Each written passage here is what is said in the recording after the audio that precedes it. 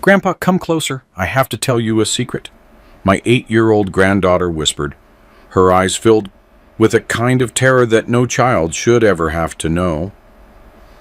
My parents say that tomorrow they're taking you to the Pines. They say you're no use anymore, that your money looks better in their pockets than in your account.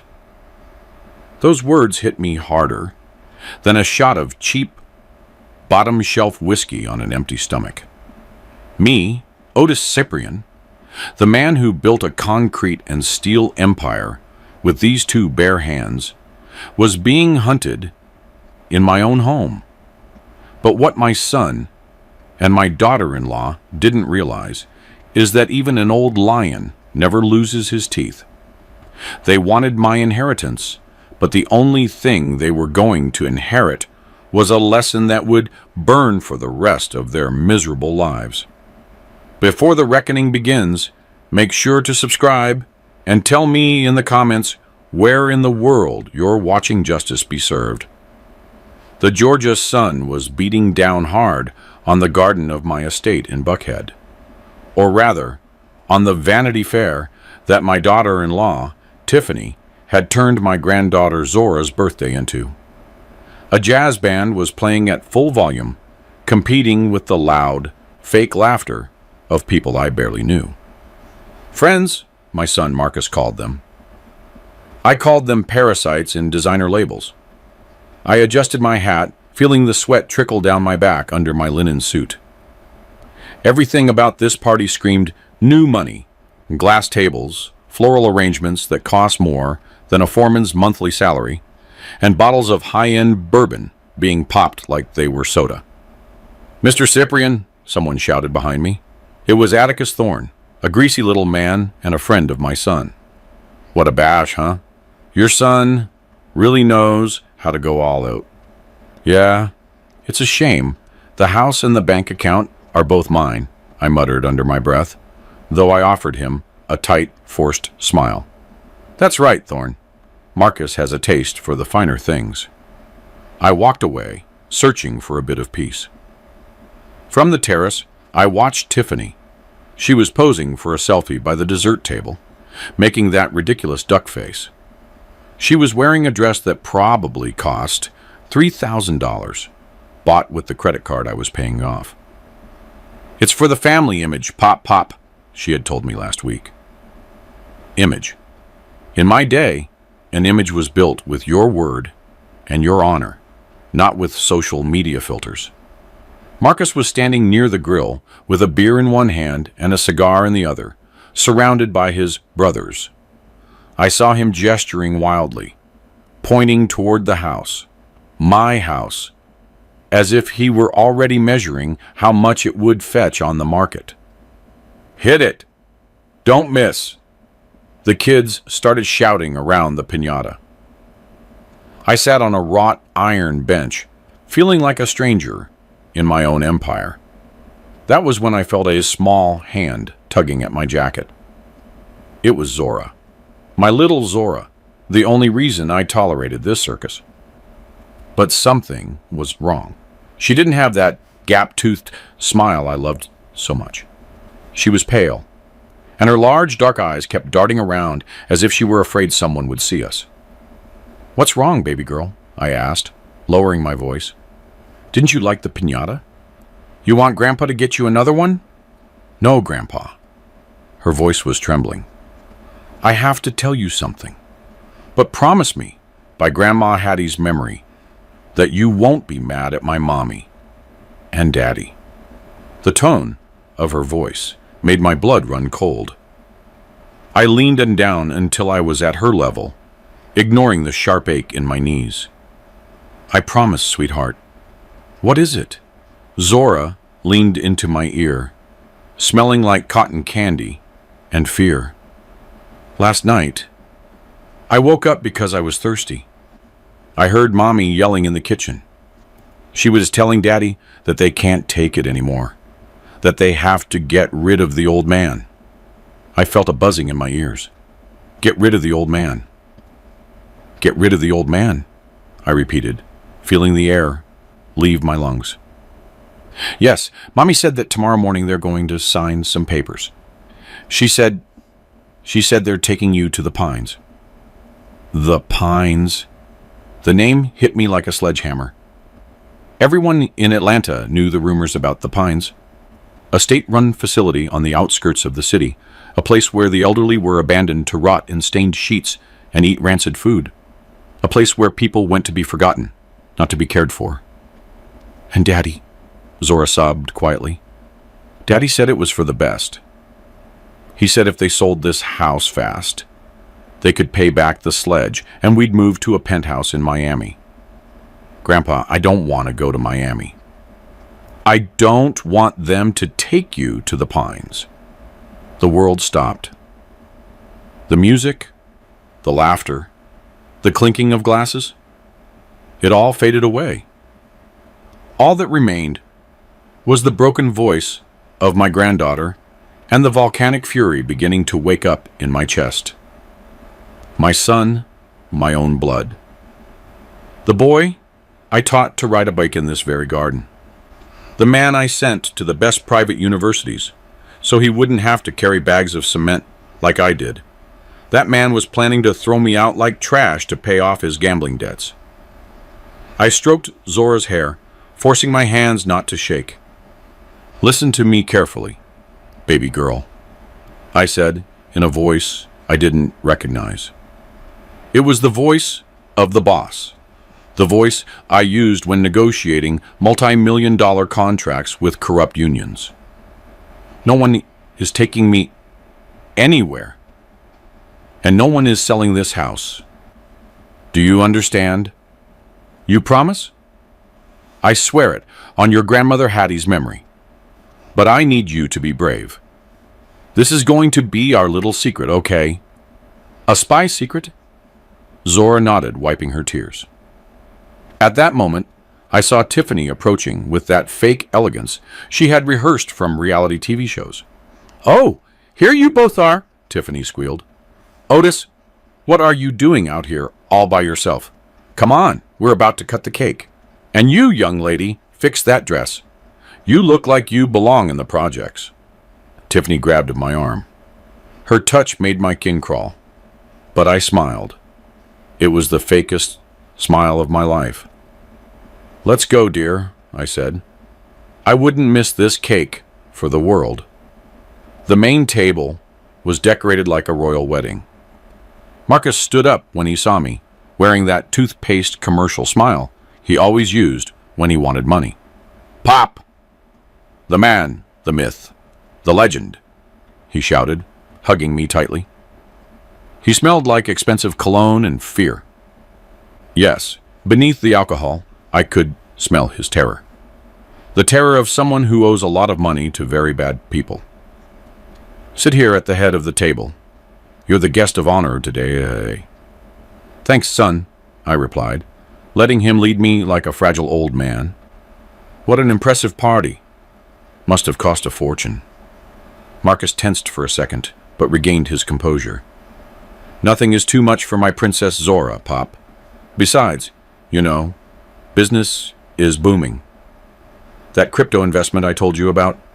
Man, we're making money hand over fist. Lie. I knew it was a lie. Marcus couldn't invest his way out of a paper bag. That's great, son, I said, playing dumb.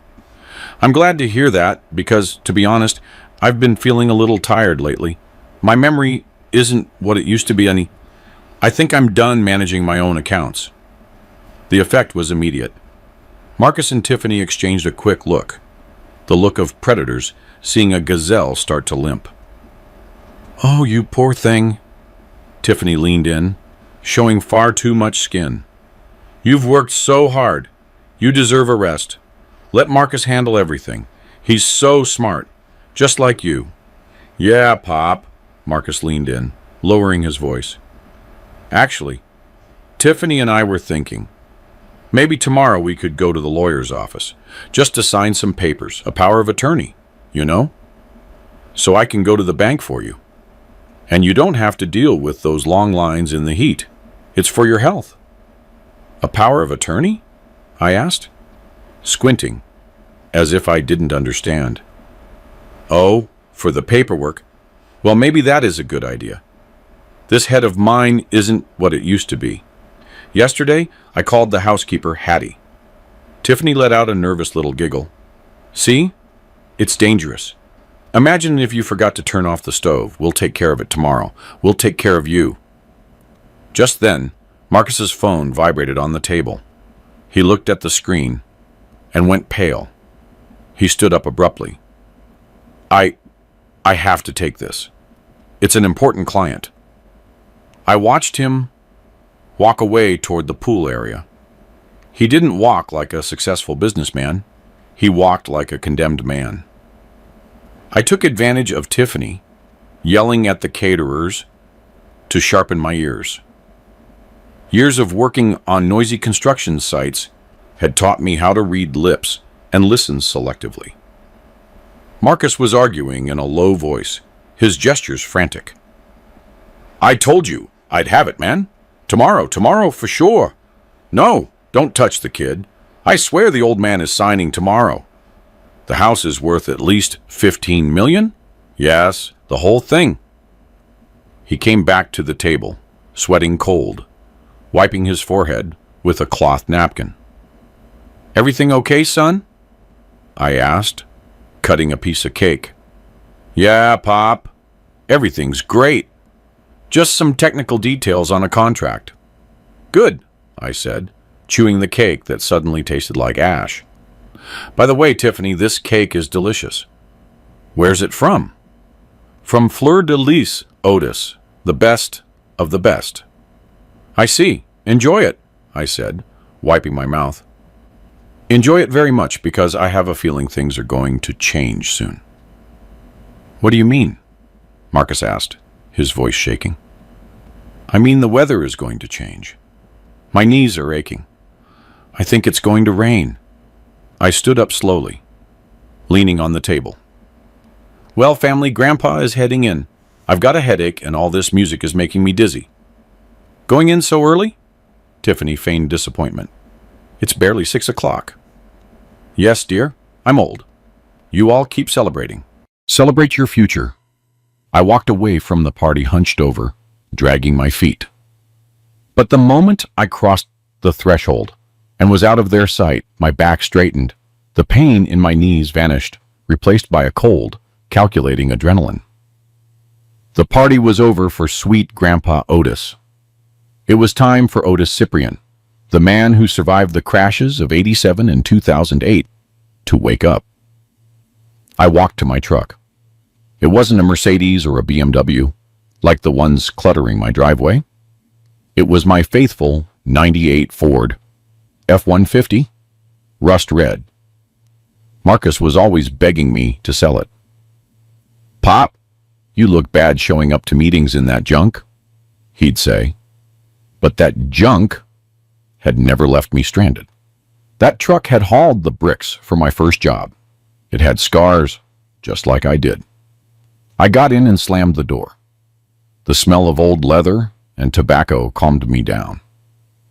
When I started the engine, its deep roar briefly drowned out the jazz music in the distance. I drove out of the gated community, waving to the security guard who had known me for 20 years. As I drove through the streets of Atlanta, the Saturday evening traffic gave me time to think.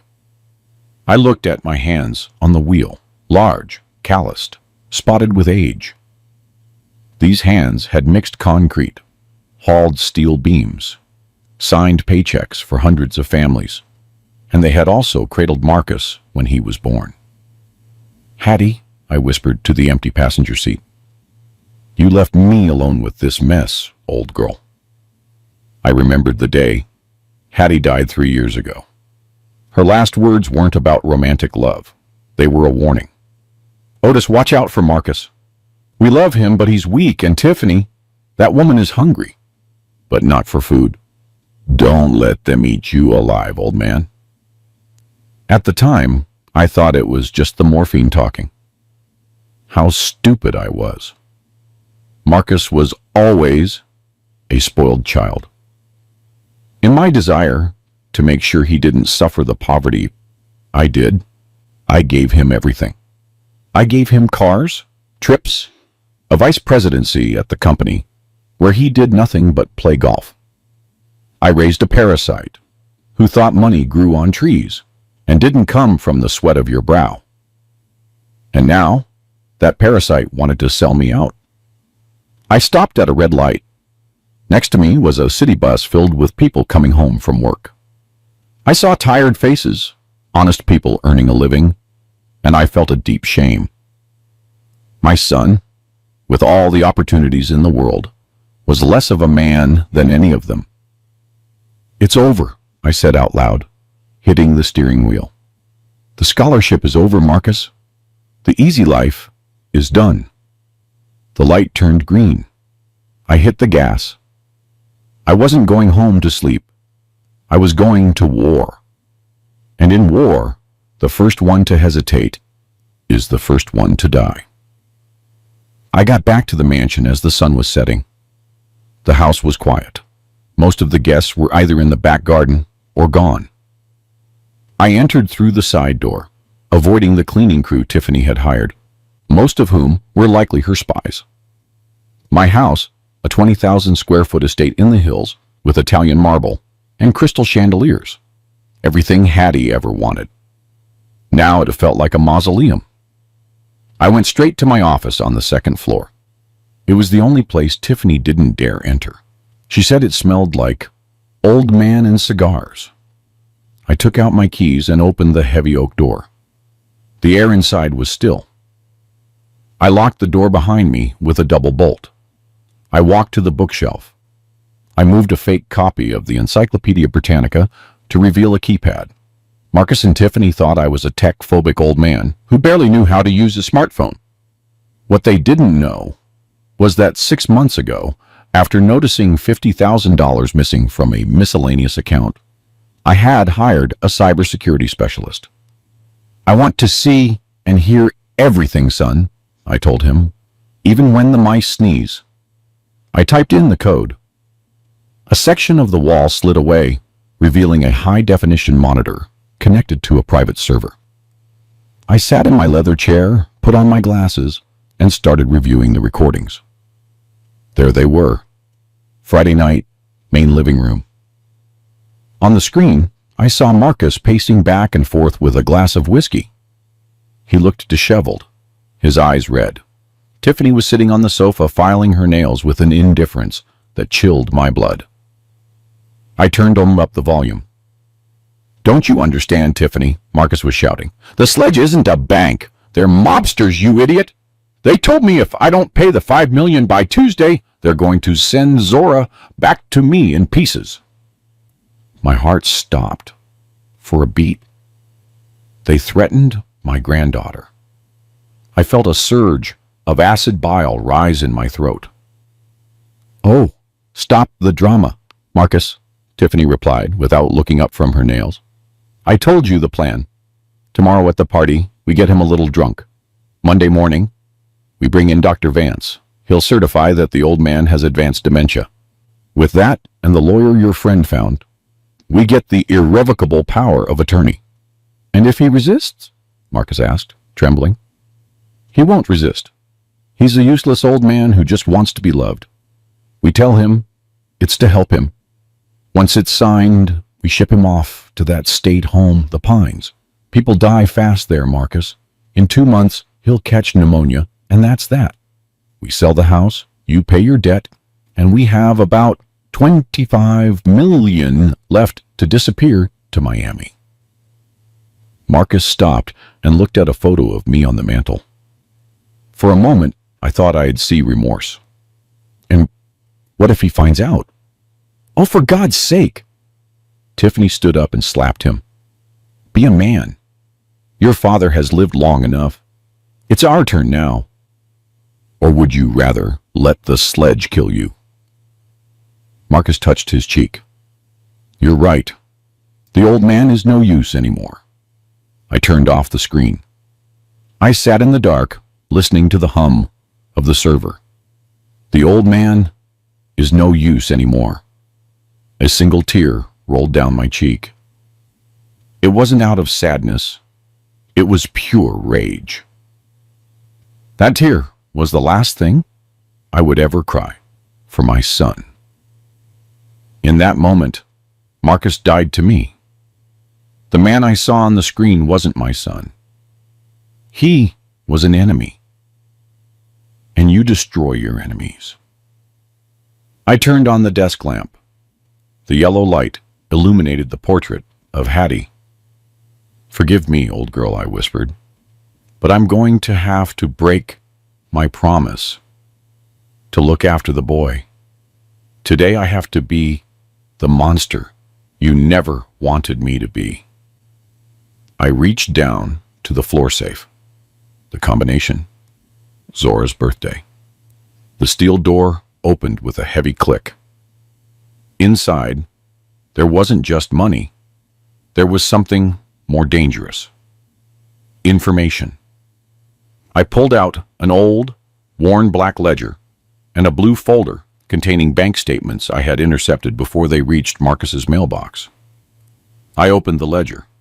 For 40 years, I had recorded every cent that entered and left my business.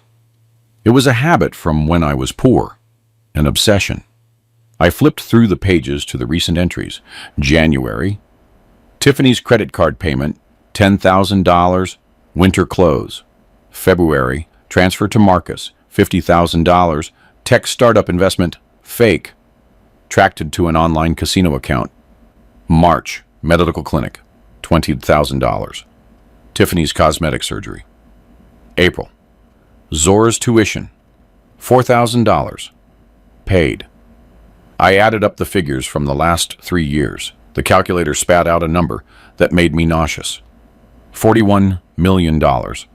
They had drunk, gambled, and rubbed into their skin the equivalent of the life's work of 100 honest men. And it wasn't enough. It was never enough for the black holes they had for souls. And now, the debt to the sledge. 5 million more.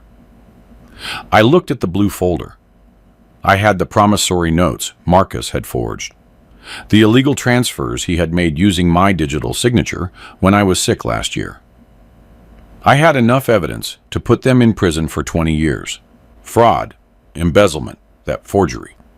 I could call the police right now. I could watch them be hauled away in handcuffs while the guests recorded it on their phones.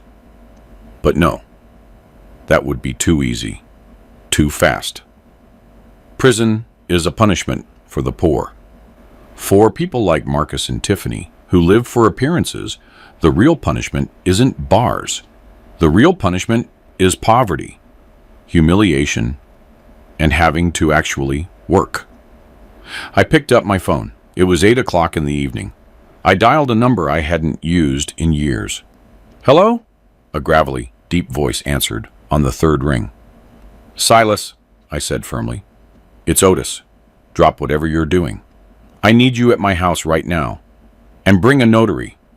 An honest one, not the clowns my son uses." "Otis? It's Sunday night. Did something happen?" "Yes, Silas. Someone tried to kill the lion, and now the lion is hungry. Bring the papers for a trust and an eviction notice. We're rewriting a will." I hung up. I poured myself a glass of reserve bourbon. Neat. I drank it in one go, feeling the fire slide down my throat, burning away the sadness, and leaving only resolve. Tomorrow, Monday, was going to be an interesting day. Marcus wanted a signature. Oh yes, I was going to give him a signature. The one that would end his life as a parasite forever. I walked to the window and looked out at the garden, where the party lights were already being turned off. "Enjoy your last night of being rich, Junior," I whispered, "because tomorrow you're going to find out what it's like to earn your bread by the sweat of your brow." Sunday dawned with that heavy silence that follows a collective hangover. The house was sleeping, or rather, recovering from the binge. But I had been awake for 3 hours, sitting in my favorite armchair, watching the sun illuminate the dust motes floating in the air. A timid knock on the door pulled me from my thoughts. "Grandpa?" It was Zora's little voice. "Come in, sweetheart. It's open?" The door opened, and my granddaughter entered Koror, carefully carrying a tray. The unmistakable smell of bacon and fresh coffee filled the room. "I told the cook I'd bring you breakfast," she whispered, closing the door carefully. "Mommy and Daddy are still asleep." Mommy was yelling because she couldn't find her headache pills. I smiled, a genuine smile, for the first time in 24 hours. "Thank you, Angel. Come, sit here with me." Zora set down the tray and climbed into the chair. She had dark circles under her eyes. Poor Angel, carrying the sins of her parents. She pulled a tablet with a pink case out of her pajamas. "Grandpa, look. Last night, when they were talking in the living room, I hid behind the big sofa. I left my tablet recording video. I felt a sting of pride and pain. An 8-year-old girl doing spy work to protect her grandfather. I took the device. The video was dark, and the angle was crooked, but the audio was crystal clear. I saw Marcus pouring another whiskey, shaking. There's no other option, Tiffany. The old man signs or they kill me. The sledge doesn't forgive." And Tiffany's voice, cold as ice. "Then let him sign. And if he won't do it willingly, we'll have the doctor inject him with something to make him cooperative. No one's going to miss an old man who already smells like the grave." I gripped the tablet so hard, I feared I had cracked the screen. Smells like the grave. So, that's what I was to her. A corporal corpse that was taking too long to stop breathing. I looked at Zora. Her large eyes were watching me, waiting for a reaction. "Listen to me, Zora," I said, taking her small hands. "You are the bravest girl I know, braver than your father. What you did, this is pure ammunition." "Are you going to call the police?" she asked. "No, the police that are for common criminals. This is a family matter. And in this family, we wash our dirty laundry with bleach and acid if necessary." I stood up and went to my desk, taking a gold key from my pocket. "Zora, from today on, you and I are partners. You are my eyes and ears when I can't be around. But I need you to be an actress. Do you like acting?" She nodded, intrigued. "Today, I'm going to pretend I'm very sick, that I'm forgetting things. I need you to play along. If you see me spill my coffee, don't clean it up. If you see me talking to myself, don't be scared. Can you do that?" "Yes, Grandpa, like in the movies." "Exactly, better than the movies. Because at the end of this chapter, the bad guys aren't just going to cry. They're going to wish they were never born." At 10 o'clock in the morning, the man I needed arrived through the service entrance. Silas Thorne hadn't changed a bit in 40 years. The same thick, gray mustache, the same double-breasted suit that hadn't been in style since the 90s, and the same worn leather briefcase that looked like it was filled with bricks. Silas wasn't a fancy corporate lawyer. He was a trench lawyer, the kind who knows where the bodies are buried. "Otis," he greeted me with a handshake that could crush stone. "You told me it was urgent. I missed my morning service, and my wife is going to kill me. Sit down, old friend. What I'm about to tell you will make you forget about church. You might even need a moment to confess yourself after, or what we're going to plan." I poured him a coffee and played the recording from the tablet. Silas listened in silence. His poker face slowly transformed. First he frowned, then he grit his teeth, and finally he slammed my desk so hard the cups jumped. "Those sons of bitches," he roared, forgetting his manners. "Forgive my language, Otis, but those are some low-down sons of bitches. Incompetence, drugging you. This is attempted kidnapping and assault. I know, and I want to destroy them, Silas. But I don't want them in jail just yet. I want something worse." "Worse?" "I want them to feel hunger. I want to take everything from them. Absolutely everything. But I need to protect the girl. If I report them now, Child Protective Services will take Zora. I can't allow that. Silas stroked his mustache, thinking. His legal brain started churning. All right, here's the strategy. They want an irrevocable power of attorney tomorrow. If you sign that, you're legally dead. They take the accounts, the house, everything. I'm not signing that. Of course not. We're going to set a trap. We're going to draft a trust. All your assets, the house, the accounts, the investments, will be moved into a trust where Zora is the sole beneficiary. And you will be the lifetime administrator. And I will be the executor if you pass. The key clause will be this. Any attempt to challenge the trust by Marcus or Tiffany will result in the immediate donation of all assets to the Red Cross. The iron trap, I murmured. I liked it. Exactly. But there's a problem, Otis. Silas looked at me seriously. This Sledge fellow. If Marcus doesn't pay tomorrow, those animals don't play. They could hurt Marcus or worse, come here looking for payment. We can't risk Zora being in the house. I stood up and looked out the window. Silas was right.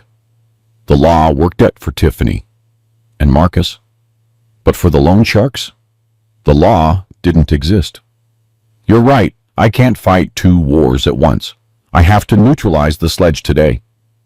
Are you crazy? Silas was alarmed. Are you going to call the police? No, I'm going to go see him. Otis, they'll kill you. That guy controls the South Side. Silas, I've dealt with union bosses who carried pistols in their belts in the 80s. I've negotiated with corrupt governors. The Sledge is just a businessman. A dirty business, but business nonetheless. And I have liquidity. I opened my safe and pulled out 2 thick stacks of $100 bills. Prepare the trust papers, bring them tomorrow at 9, along with Silas Vance from the bank. Enter through the library and hide. I'll handle the Sledge. The neighborhood wasn't a place for a rust-red Ford F-150, even if it was old. It was a maze of narrow streets, graffiti of grim reapers, and stairs that felt heavy on the back of your neck. I parked in front of a warehouse that was masquerading as an auto shop. I knew I was in the right place because there were 2 tattooed guys at the entrance keeping watch. They didn't look like mechanics. I got out of the truck. I was wearing my hat and carrying my cane, even though I didn't need it. The cane was a weapon. Solid oak with a silver handle. Hey, Pops, one of the guys shouted at me. You're lost. The nursing home is the other way. The other one laughed. I walked up until I was right in front of them. I didn't look down. I'm here to see the Sledge. Now tell him Otis Cyprian is here to talk about Marcus's debt. The guys looked at each other. Marcus's name sounded familiar. One of them spat on the ground and pulled out a radio. Boss, there's an old man here. Says he's the junior's dad. Yeah, he's alone. Okay. The metal shutter rose with a rusty screech. Inside, it smelled like motor oil and weed. At the back, sitting on a red leather chair that looked like a cheap throne, was the Sledge.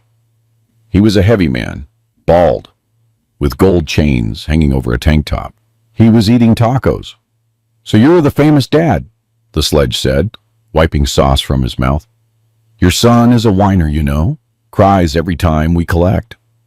My son is an idiot, I replied dryly. And you're a reckless lender for lending money to an idiot. The atmosphere tensed. The 2 goons took a step toward me. The Sledge let out a loud laugh. The old man's got balls. I like him. Did you come to pay, or should I send your son back to you in bags? It's $5 million, plus interest. 6 total. I came to do business. I took out my checkbook. I wasn't going to pay with cash. That was for rookies. I'm going to give you a certified cashier's check for $6 million. You can cash it first thing tomorrow. It's clean money from my construction company. Nothing the police will track. The sledge put down his taco. Clean money was worth double to people like him. And what do you want in return? For me to spare the junior's life? No, I said, and my voice echoed in the metal warehouse. I want trying to buy the debt. The sledge frowned. What? You hand over the promissory note signed by Marcus. You assign the collection rights to me. I pay you. And now, Marcus owes me. You forget about him. You don't touch him, you don't go near my house, you don't look at my granddaughter. If I see one of your men near my family, I have friends in the district attorney's office who would be thrilled to know where you keep your inventory. The sledge studied me. He saw my clothes, my posture, the lack of fear in my eyes.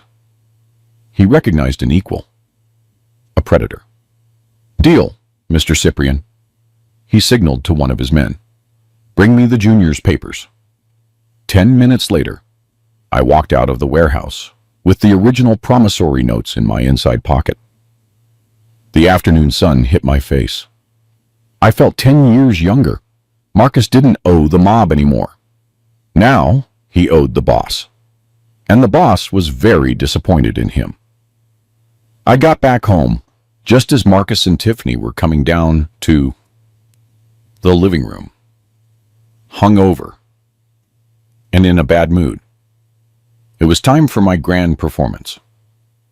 I messed up my hair, loosened my tie, and dragged my feet as I walked in. Hattie! I shouted, looking toward the empty kitchen. Hattie, woman, where did you put my blueprints? Marcus stopped dead on the stairs. Pop? Mom? Mom died 3 years ago.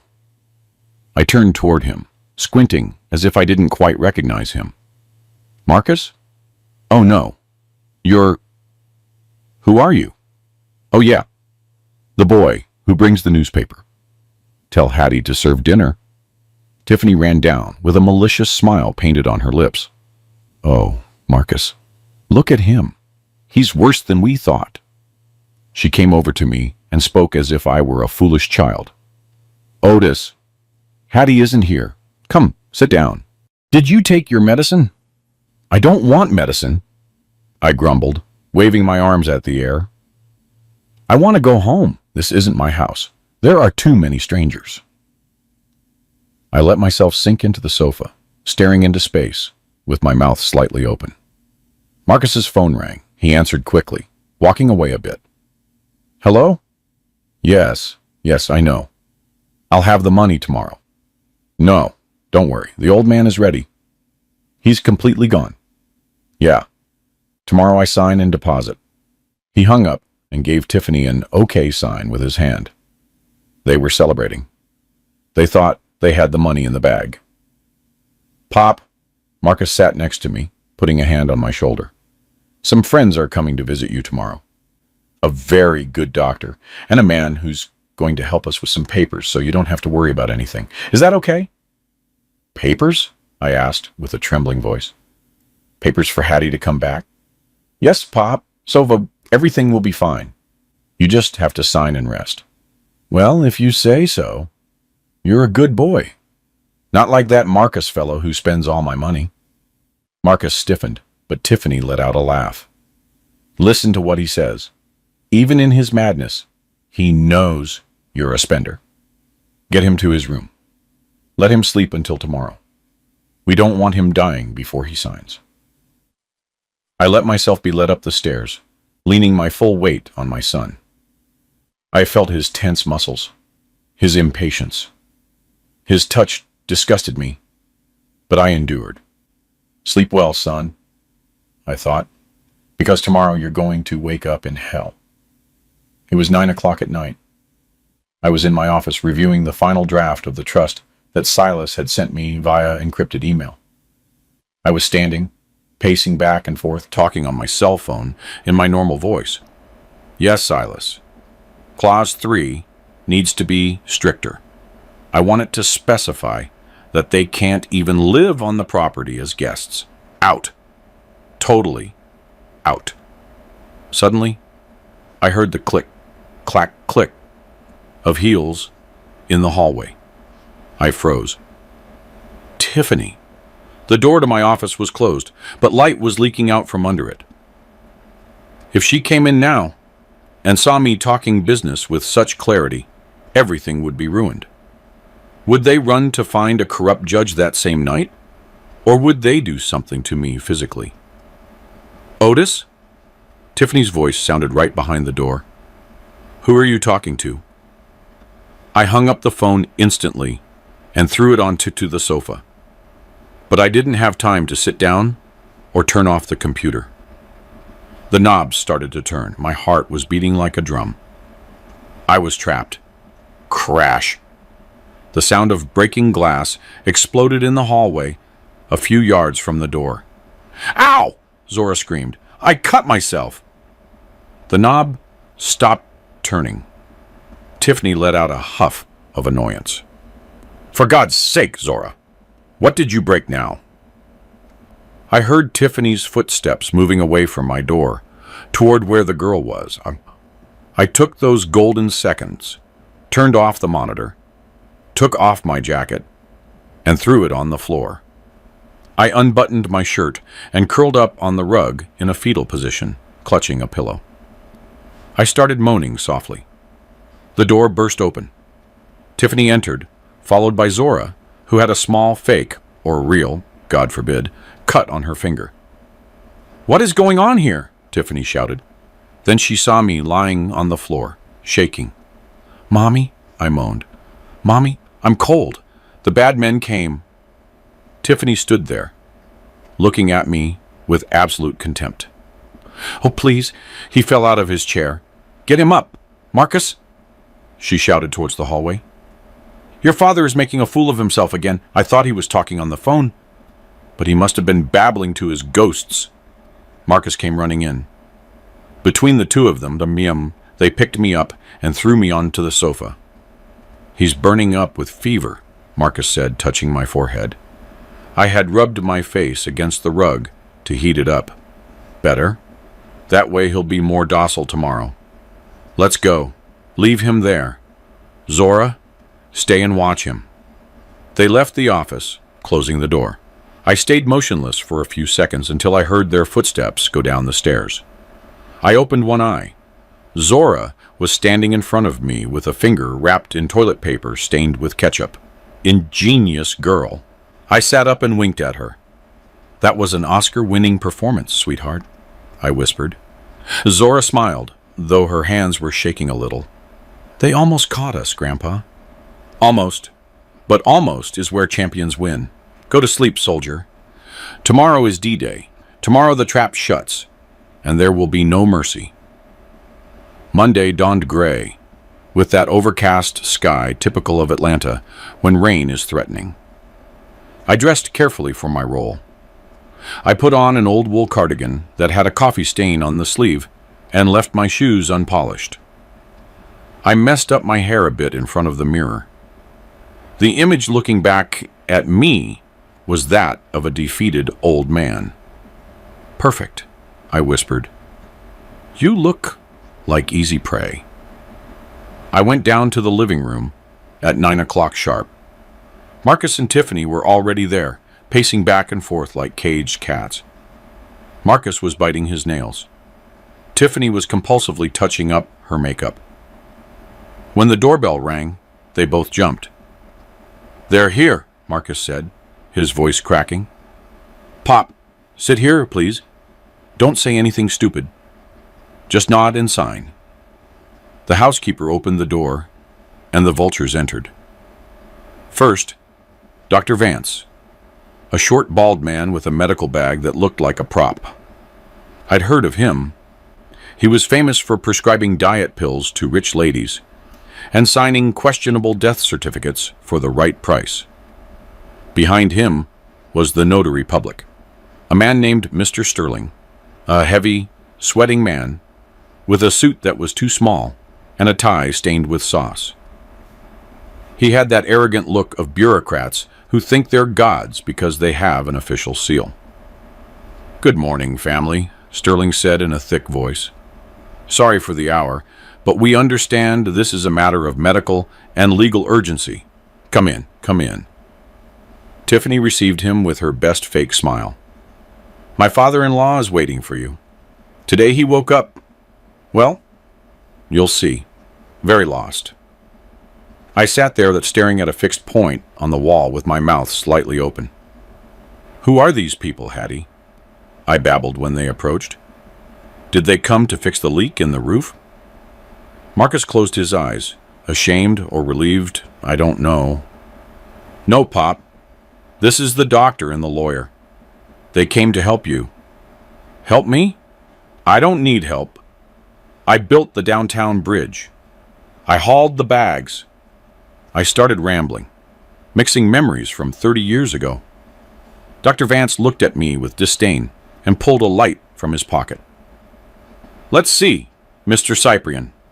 Look at me here." He shone the light in my eyes. Dilated pupils. Slow response. "Aha. Tell me, what day is it today?" It's Sunday service." Hattie put on her blue dress. Vance put away the light and looked at the notary. "It's evident, Mr. Sterling. Advanced dementia with episodes of delirium. This man doesn't even know who he is. He's a danger to himself and his assets." "How terrible!" Sterling exclaimed, feigning surprise. "What a tragedy for a man of his stature. Well, let's proceed. Time is money, and my fees are running." I saw them take out the documents. There were many. Papers that smelled of fresh ink and betrayal. I felt like an animal in a slaughterhouse, watching them sharpen the knives. But what they didn't know was that the animal wasn't tied down. What Marcus and Tiffany ignored was that the house had ghosts that morning. An hour before the vultures arrived, I had opened the back garden door. That's how my true allies entered. Silas Thorne, my lifelong friend, and the toughest lawyer in Georgia, and Mr. Vance, the honest one, the regional director of National Bank, a man of impeccable reputation who had managed my accounts since the 80s. 2 other men also came, private security guards, ex-military, armed and discreet. "Otis, this is crazy," the banker had told me as he walked in, seeing my senile old man costume. "Is all this theater necessary?" "It's necessary, Silas. I want them to see the face of the boss without a mask. I want them to hear how they sell out their own father." I hid them in the library, a room adjacent to the main living room. The library door was thick wood, but I left it open by a millimeter. Additionally, I had connected the security camera feed to a tablet that Silas Thorne was holding. They could see and hear everything happening in the living room in 4K definition. "Don't come out until I give the signal," I warned them. "The signal will be when I throw the papers on the floor." "Take care of yourself, brother," Thorne said, squeezing my shoulder. "If they try anything physical, we're coming in hard."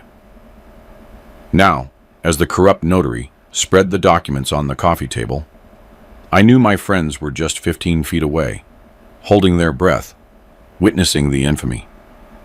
I felt a strange calm. I wasn't alone. I had my granddaughter upstairs, safe in her locked room, my friends by my side, and my wife's memory in my heart. "All right, Mr. Cyprian," the notary Sterling said, putting a gold fountain pen in front of me. "I need you to sign here, here, and here. It's so your son can, collect your pension and pay for your medicines." "My pension?" I asked, my hand trembling intentionally. "But I have money. I have a lot of money in the safe." Not anymore, Pop, Marcus interrupted, sweating buckets. The money is in the bank and you can't go. Sign so I can go for you. Please, Pop, do it for me. The phrase he used his whole life to manipulate me. Buy me the car. Do it for me. Pay my debt. Do it for me. Today would be the last time I'd hear that phrase. The farce continued. Dr. Vance was filling out a medical form at full speed. I could read the header upside down. Certificate of permanent mental incapacity. Doctor, Tiffany said, crossing her legs and shaking her foot impatiently, does that certificate work to admit him today? We already contacted the ambulance for that place. Yes, ma'am. With my signature and the notary's seal, Otis Cyprian legally becomes a child. You decide where he lives, what he eats, and of course, what is done with his assets for his maintenance. Excellent. Tiffany smiled. A shark's smile. Marcus, give him the pen. Let him sign already. Marcus took my hand. His palm was cold and damp. Pop, take the pen. Sign here where the X is. I took the pen. My hand was shaking so much I made a scribble in the air. No, I can't. My hand hurts, I moaned. Oh, for God's sake. Tiffany stood up from the sofa, exasperated. Let me help you. She sat next to me and grabbed my hand tightly, almost digging her nails in. I felt her expensive perfume, paid for with my money, invade my nostrils. Come on, Pop. Don't be difficult. Sign your name. OTIS. I looked at the papers. Irrevocable, general power of attorney for lawsuits and collections, acts of administration, and acts of ownership. And below it, another document. Promise of sale of real property. They already had the house sold. I looked up and looked Marcus in the eye. I was going to give him one last chance. One single, final test of paternal love. Marcus, son, I said in a soft voice, but stopping my trembling a bit. If I sign this, do you promise me you won't sell your mother's house? Her garden is here. Her memories are here. Swear to me you'll let me live here until I die. The silence in the room was absolute. The notary stopped writing. The doctor looked at the ceiling. Marcus looked at Mio. I saw the doubt in his eyes. I saw the struggle between his conscience and his fear of the sledge. But the fear won. Yes, Pop, he said without blinking. I swear it. This house is yours. No one is going to sell it. You're staying right here. Lie. A lie told to the eyes of a dying father. That was the exact moment my heart hardened, like the concrete I sold my whole life. There was no turning back. You swear it to me? I insisted. I swear it on my life, Pop. Sign already. Tiffany squeezed my hand violently. Stop the drama and sign, you useless old man. We're in a hurry. In that instant, time stopped. I stopped shaking. My hand, which seconds before seemed like a dry leaf in the wind, turned into a claw of steel. I squeezed Tiffany's wrist so hard she let out a cry of pain and surprise. Ow! You're hurting me. Let go, she shrieked, trying to pull away. But I didn't let go. I turned slowly toward her. My posture straightened. My mouth was no longer open. My eyes, previously glassy and lost, now burned with the fire of accumulated fury. Get your filthy hands off of me, woman, I said. My voice wasn't a babble. It was a deep, low thunder. Tiffany froze with her mouth open. Marcus took a step back as if he'd seen a ghost. Pop, he whispered. I released Tiffany with a push that sent her backward against the sofa. I stood up. I didn't need the cane, but I gripped it as if it were a royal scepter. Did you think I was crazy? I asked, scanning the room.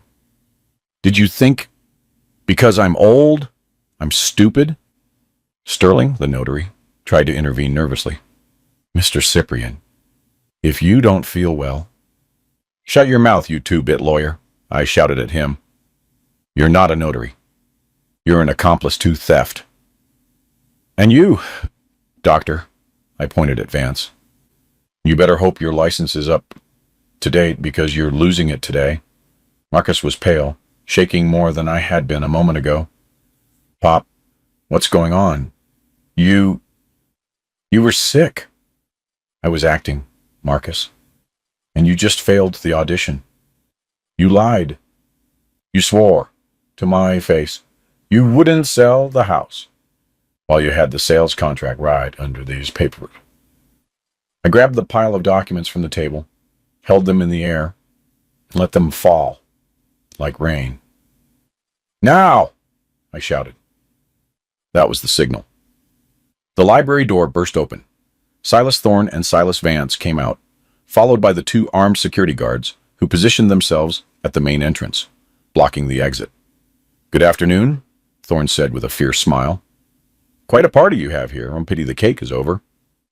Tiffany stood up, fixing her dress, trying to regain her spoiled girl arrogance. Wait, who are you people? Get out of my house. Marcus, do something. This isn't your house, you idiot, I said, walking toward her until she backed away. And Marcus isn't going to do anything because Marcus no longer has a voice or a vote in this family. The notary Sterling, seeing Thorne, who was the president of the State Bar Association, turned the color of wax. Mr. Thorne, what a surprise. I just came to witness a fraud, Sterling. Thorne cut him off sharply. We have everything recorded, high-definition video and audio. We heard how you were coercing Mr. Cyprian, how the doctor was faking the diagnosis, and how you were preparing the theft.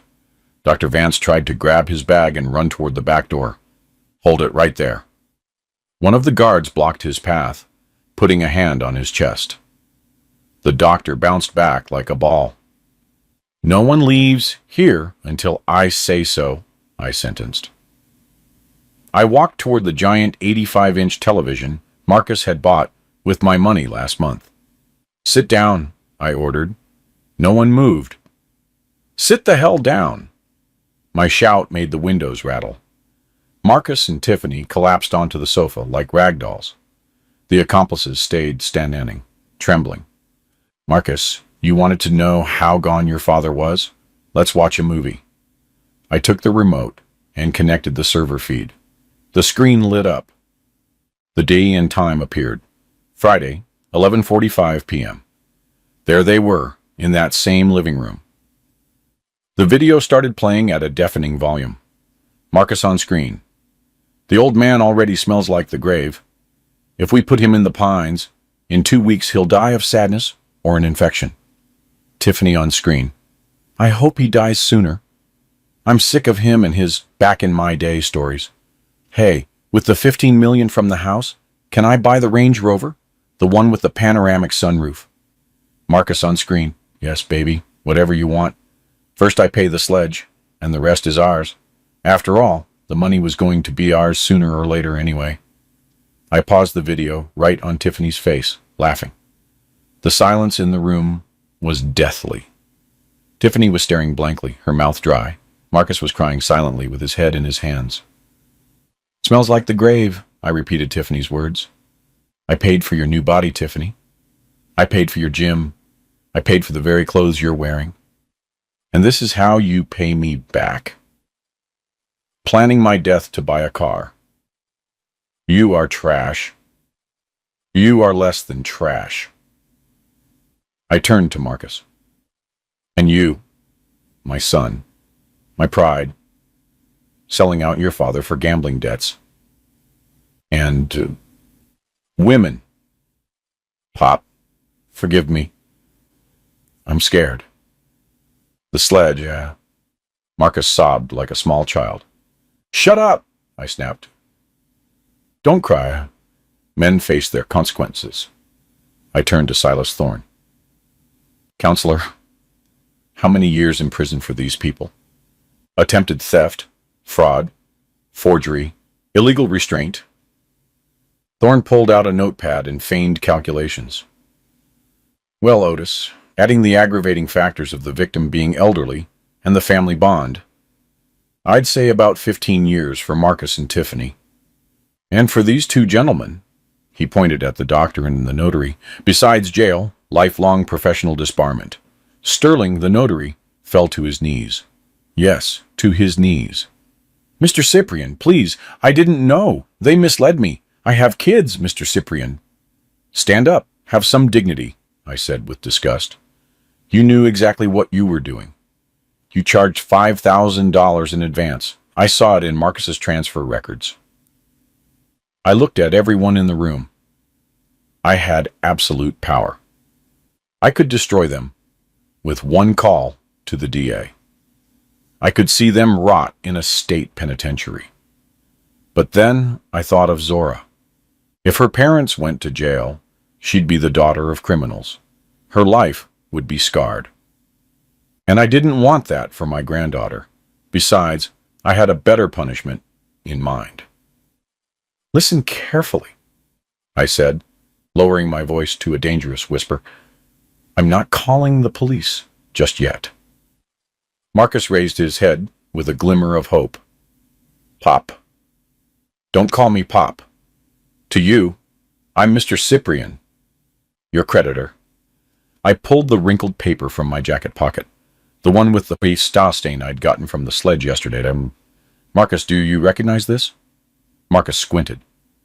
When he saw the sledge's signature and the assigned stamp, his breath caught.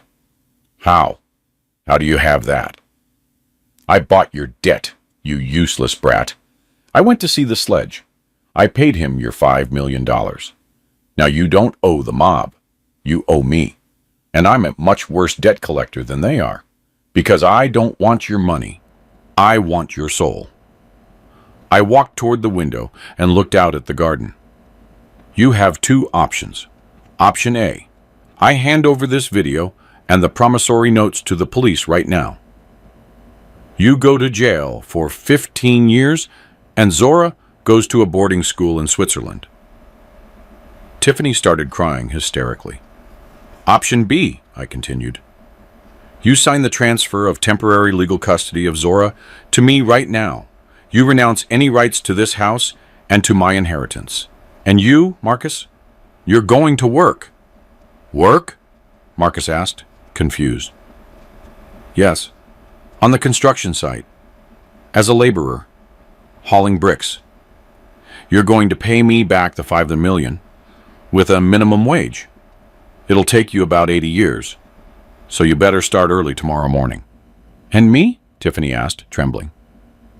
I looked at her with the contempt one has for a cockroach. You get out of here right now. No clothes, no jewelry, no car. You leave the way you came to this house with nothing. You can't do this to me, she screamed. I'm the mother of your granddaughter.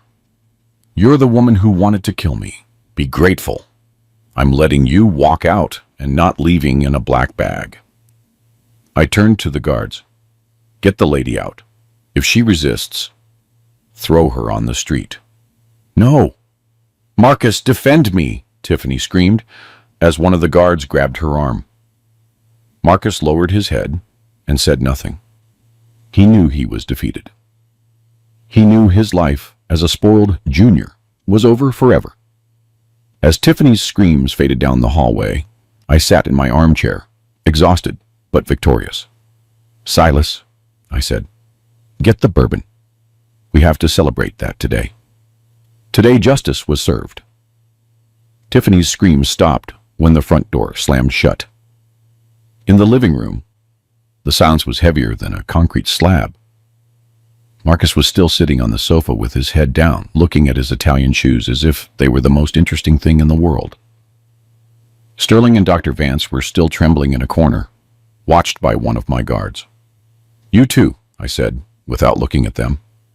Get out, but listen well. First thing tomorrow, I'm sending a copy of this video to the Bar Association and the Medical Board. Say goodbye to your licenses. They ran out like rats when a light is turned on. I was left alone with Marcus, Silas Thorne, and the banker. Well, son, I used the word with irony. Your wife is gone. Now it's your turn. But first, there's a pending matter. Thorne took out the most important document of the night, the temporary transfer of custody. Zora isn't going with you, I explained, pouring myself another drink. You don't have a house, you don't have a job, and frankly, you don't have the backbone to take care of her. If you take her, she'll end up living in some flea bag motel while you run from your debts. Marcus looked up. His eyes were red and swollen. She's my daughter, Pop. No! I slammed the table. She was your daughter when you were supposed to protect her, but you preferred to protect your lifestyle. The girl showed me the video. Marcus. She's more afraid of living with you than of being an orphan. I put the document in front of him, and a common pen, not the gold fountain pen. Sign. You cede legal custody to me for 1 year.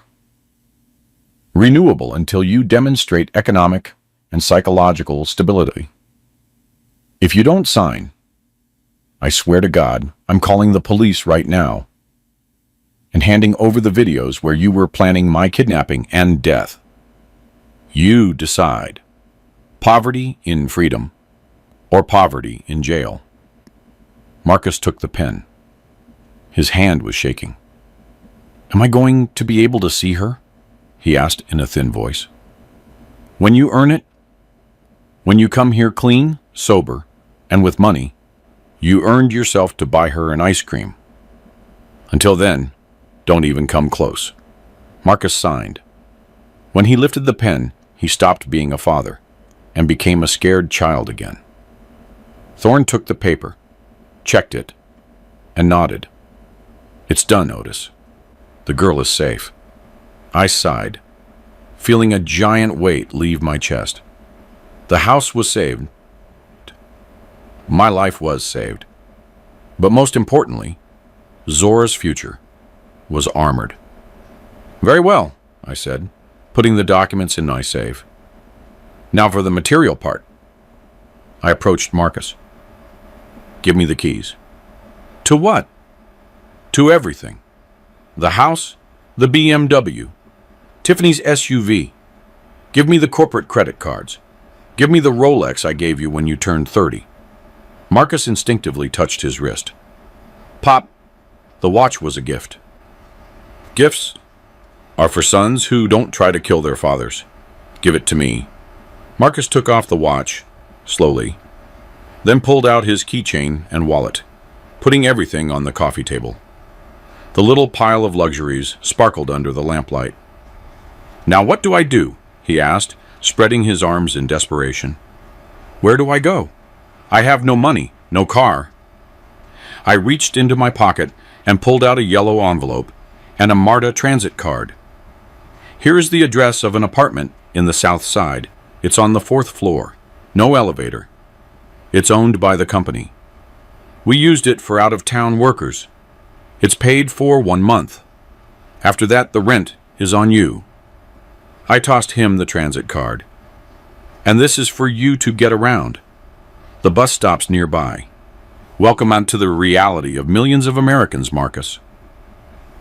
He looked at the card with horror, as if it were an alien object. You're leaving me on the street? No.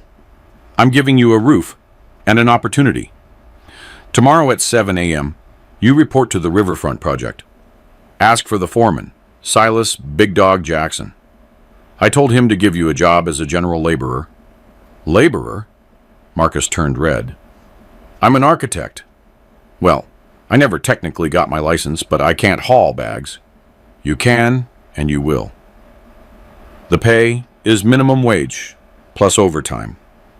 With that, you'll pay your rent and your food.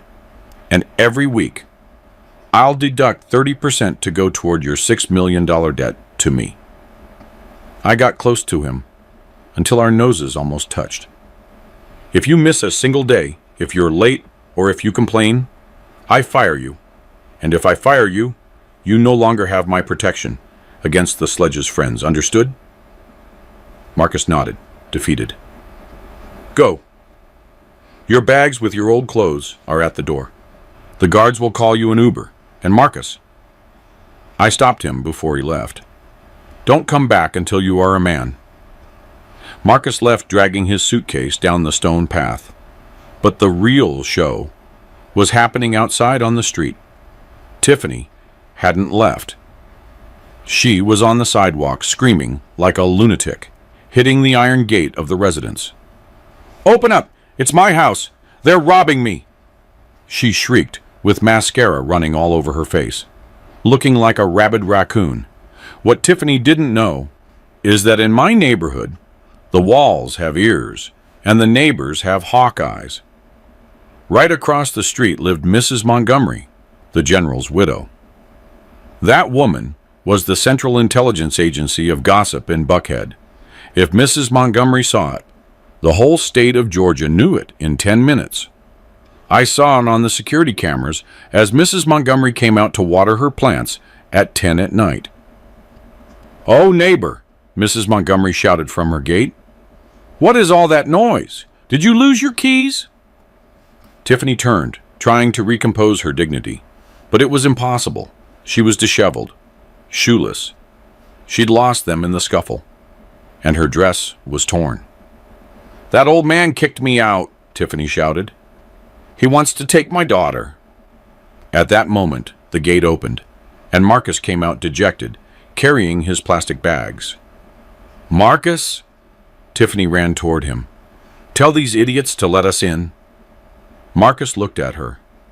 For the first time in years, I saw an expression of disgust toward her on my son's face. "There is no more house, Tiffany," Marcus said in a dead voice. "It's over. Pop knows everything. He knows about the sledge. He knows about the fraud. He took everything from us." "What?" Tiffany backed away. "But you're the heir. Do something." "It was your fault," Marcus exploded, shouting in the middle of the street. "You and your ambition. Sign it. Sign it. Let the old man die. Because of you, I lost my father and my daughter. You're half a man," she screamed, slapping him.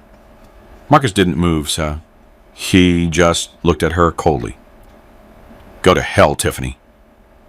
Marcus got into the Uber that had arrived, closed out the door, and left her standing there on the sidewalk.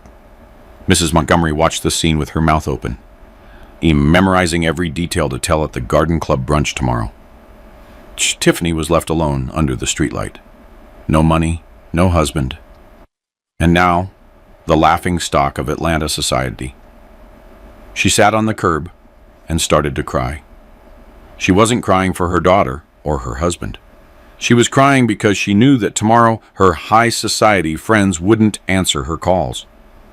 Her social death had been decreed. Tuesday, 7 a.m., Riverfront Project site. I went to the site, not in my truck, but in the project manager's car, to observe from afar. Marcus arrived on time. He got off the city bus looking nauseous. He was wearing old jeans and work boots that were too big for him, borrowed from the super of his new building. Big Dog Jackson, the foreman, a man who had been with me for 30 years and had arms like tree trunks, was waiting for him. "You the one they call Marcus?" Jackson asked, spitting on the ground. I'm Otis Cyprian's son," Marcus said, trying to use his last name as a shield. "There ain't no sons of anybody here," Jackson cut him off. "There's only laborers. Your dad told me not to have any pity on you, so grab that wheelbarrow and start moving debris from the basement level to the dumpster. Move it." I saw my son, the one who used to play golf on Tuesdays, grab a shovel. His soft hands, accustomed to holding wine glasses, blistered in the first hour. At 10 a.m., Marcus threw up behind a pile of bricks. The sun was hot, and the cement dust got into his lungs. One of the workers offered him some water from his bottle. "Keep at it, kid," the worker told him. "The first day is the one that kills you. If you survive today, you've made it." Marcus wiped his mouth, looked at his bleeding hands, and to my surprise, didn't throw in the towel. He grabbed the shovel again. I cried a little inside the car. It was hard to see him like that. It was brutal, but it was necessary. Fire purifies gold, and hard work purifies the soul. I was breaking the spoiled child to see if there was any man left inside. "Come on, son," I whispered. "Prove me wrong about you." It's Sunday again, but this Sunday is different. I'm sitting in the garden, under the shade of the oak tree Hattie and I planted 40 years ago. The air smells like barbecue and grilled corn. "Grandpa, look!" Zora runs toward me with a paper in her hand.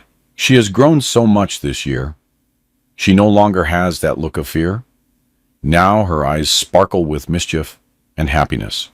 "Let's see my little architect," I say, taking her report card. "Straight A's. Well, and 1 B in PE. But you got that from your grandpa. I was never much for running." Zora laughs and hugs me. "Is Daddy coming today?" she asks. "Yes, baby. He should be here any minute." The bell rings. Marcus enters the garden. He has changed. He's thinner. His skin is tanned by the sun, and his arms are toned from physical labor. He doesn't wear Italian suits anymore. He has on a clean flannel shirt and jeans. But most importantly is his look. It's no longer shifty. He looks me in the eye. "Good afternoon, Mr. Cyprian," he greets me with respect. "Good afternoon, Marcus. Sit down. The ribs are almost ready." Marcus greets Zora with a huge hug. He has brought her a modest gift, a set of watercolors. "I bought it with my punctuality bonus," he tells her with pride. "Thanks, Daddy." Marcus sits next to me. He pours himself a beer, but only one. "How's the site?" I ask. "Tough, boss, but they promoted me. Big Dog let me handle the inventory last week. Says I'm good with numbers when I'm not using them to gamble." He laughs, an honest laugh. "I'm glad to hear that. Keep it up. And in a couple of years, maybe, just maybe, we can talk about you coming back to the office. But from the bottom up." "I'm in no rush, Pop," he says, taking a sip. "I like coming home tired and being able to sleep soundly without owing anything to anybody." "And Tiffany?" "Well, news travels fast. I heard she went up to New York, looking for some other rich sucker, but she's too old to compete with 20-year-old models. Last I heard, she was selling timeshares in a call center. Poetic justice." I look at my family. It's not perfect. It's patched up. It has visible scars and seams, but it's real. Zora is painting on the grass. Marcus is tending to the meat on the grill.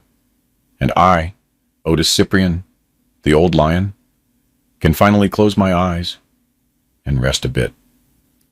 Hattie was right, and in the end, it's all about tending the garden so the roses can bloom, even if sometimes you have to prune the rotten branches. I lift my glass toward the sky. Okay. Cheers, Hattie. Mission accomplished. I'm really glad you're here and that I could share my story with you. If you liked it, show me by liking the video and subscribing to my channel. Let's see how many of us there are. Write in the comments which city you're watching from and what time it is. I'm so curious to know where all you wonderful people are tuning in from. If you wanted to support me a little extra, you can also send a small donation. I share new life stories for you every single day. And now, 2 of my most popular stories will pop up on the screen so you can choose what to watch next.